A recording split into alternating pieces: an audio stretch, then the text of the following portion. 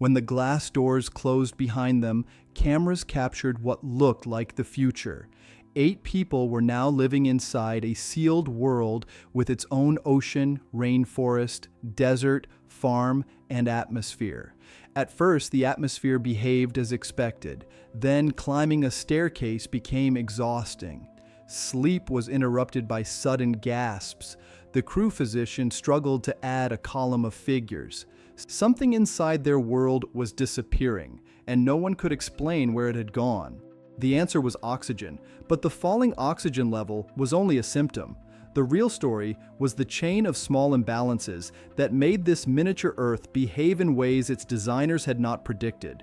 To understand what happened, we need to return to the moment before anyone entered. The project was called Biosphere 2 because Earth itself was Biosphere 1. Built near Oracle, Arizona, it covered more than 3 acres beneath thousands of panes of sealed glass. Inside were miniature versions of a rainforest, an ocean with a coral reef, a wetland, a savanna, a desert, and an intensive farm.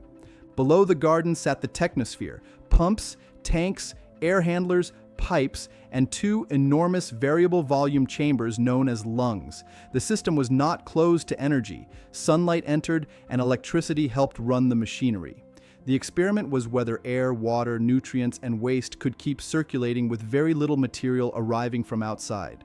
On September 26, 1991, 4 women and 4 men passed through the airlock. They were farmers, technicians, researchers, and a physician. They called themselves Biospherians, and they intended to remain inside for 2 full years. They could speak to mission control by phone and computer. They could see visitors through the glass.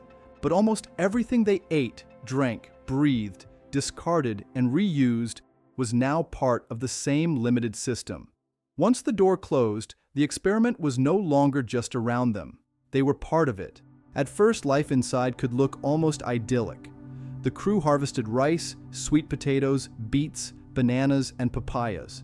They cared for goats and other small farm animals. Wastewater and inedible plant material were processed so their nutrients could return to the soil. But every ordinary object now carried a hidden cost. A meal began with planting and harvesting. Clean water depended on living and mechanical systems continuing to work. Crew member Jane Poynter later joked that producing all the ingredients for a pizza could take months. Inside Biosphere 2, convenience had been removed from daily life. The farm was productive, but not productive enough to meet the original plan. Low winter sunlight, pests, and disease reduced the harvest. Over the mission, the farm supplied about 80% of the crew's nutritional needs. Their diet averaged roughly 2,200 calories per person. But the first months were leaner. Crew members lost between 10 and 20% of their body weight, most of it during the first 6 months. Food production consumed almost half their working time. This was not famine, it was a calorie-restricted system with very little margin for error. The humans were not the only inhabitants adapting. Some species flourished while others disappeared. Pollinators declined. Cockroaches and an invasive ant species multiplied. The crew hand-pollinated plants and controlled pests without toxic chemicals. This was not a dead ecosystem. It was an ecosystem rapidly reorganizing itself, and every change created more work. Pressure also changed the human system. Disagreements about management and research priorities hardened into 2 groups of 4, but the division did not stop the essential work. The same people still had to maintain the farm, repair machinery, collect data, and protect their shared atmosphere. Biosphere 2 had created a difficult paradox. Cooperation was not optional, even when trust was. While attention focused on food and conflict, the atmospheric records revealed a quieter problem. Oxygen was declining month after month. By simple accounting, much of the missing oxygen should have reappeared as carbon dioxide. Humans, animals, and soil organisms consume oxygen and release carbon dioxide, yet the 2 measurements were not moving together as expected. Some carbon dioxide was deliberately removed by chemical scrubbers. The crew also grew more plants, stored cut vegetation, and changed how they managed irrigation and soil. But even after accounting for those interventions, not enough carbon dioxide remained in the air to explain the missing oxygen. It was as if the oxygen had left the atmosphere without leaving evidence behind. After roughly 16 months, the oxygen concentration had fallen from 21% to about 14.2%. The effect was comparable to breathing at an altitude of roughly 17,000 feet. The crew moved more slowly. Some woke at night, gasping for breath. Clear thinking became harder. Poynter later recalled that the crew physician reached a point where he struggled to add a column of figures. They could leave through the airlock if the danger became unacceptable, but leaving would end their place in the mission.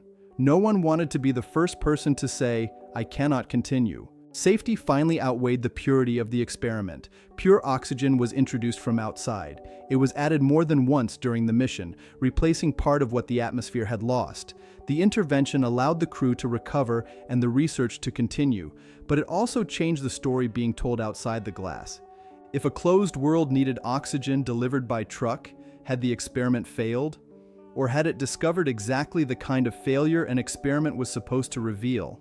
The explanation began in the soil. Biosphere 2 contained large amounts of rich organic material. Microbes broke that material down, consuming oxygen and producing carbon dioxide. But the carbon dioxide did not remain in the air. It reacted with exposed concrete inside the structure and became locked into carbonate compounds. The building itself was hiding part of the chemical evidence. Researchers used atmospheric measurements and carbon isotope analysis to reconstruct the process.